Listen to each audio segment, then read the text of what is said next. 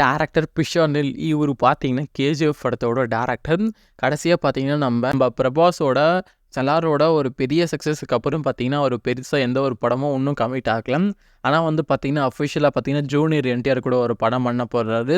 So அதுக்கான script ஒர்க்கில் இப்போ இருக்காரு. ஸோ ரொம்ப சீக்கிரமாகவே இந்த படத்துக்கான ஷூட்டிங்கை ஸ்டார்ட் பண்ண மூவி டீம் பிளான் பண்ணியிருக்காங்க. இப்போ என்ன சொல்கிறாங்கன்னு பார்த்தீங்கன்னா நம்ம அஜித் கூட சேர்ந்து ஒரு படம் பண்ணுறதுக்கு சான்ஸ் இருக்குது. அதுக்கான பேச்சுவார்த்தை இப்போ போயிட்டுருக்கு. கேஜிஎஃப் ப்ரொடக்ஷன் கம்பெனியான அம்பாலே பார்த்தீங்கன்னா நம்ம அஜித் கூட ஒரு படம் பண்ண போகிறாங்க. ஸோ அந்த படத்தோட டேரக்டர் பார்த்தீங்கன்னா நம்ம பிரசாந்தில்.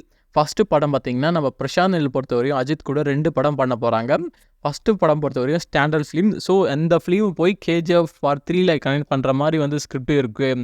ஸோ ரொம்ப சீக்கிரமாகவே பண்ண போகிறோம். அதுக்கான பேச்சுவார்த்தை போயிட்டுருக்குன்னு சொல்லிட்டு இப்போ பேச்சுவார்த்தை சோஷியல் மீடியாவில் அதை பற்றி தான் பேசிகிட்டே இருக்காங்க. ஸோ இது நடக்கிறதுக்கு சான்ஸ் இருக்குது. வெயிட் பண்ணி பார்க்கலாம். நம்ம கேஜிஎஃபோட யூனிவர்ஸோட ஜாயின் பண்ணுவாரான்னு சொல்லிட்டு கண்டிப்பாக வந்து அப்படி ஒன்று நடந்தால் வேறு மாதிரி ஐப்பு தான் க்ரியேட் ஆகும் அந்த படத்து மேலே. வெயிட் பண்ணி பார்க்கலாம். மேபி வந்து இது நடக்கிறதுக்கு வந்து இன்னும் ஒரு 2 இயர்ஸ் மேலே ஆகும். கண்டிப்பாக நெக்ஸ்ட் படம் AK64 அப்படி இல்லைனா 65 இது இருக்கிறதுக்கு சான்ஸ் இருக்குது. வெயிட் பண்ணி பார்க்கலாம். நம்ம பிரசாந்தனோட லைன் அப்லையும் ஏகப்பட்ட படம் இருக்குது பெண்டிங். இதெல்லாம் முடிச்சுட்டு அவர் எப்போ அஜித் கூட படம் பண்ணுவார்னு சொல்லிட்டு வெயிட் பண்ணி பார்க்கலாம். நீங்கள் இந்த காம்போக்காக எவ்வளோ வெயிட் பண்ணீங்கன்னு சொல்லிட்டு கீழே கமெண்ட்டில் தட்டி விடுங்க.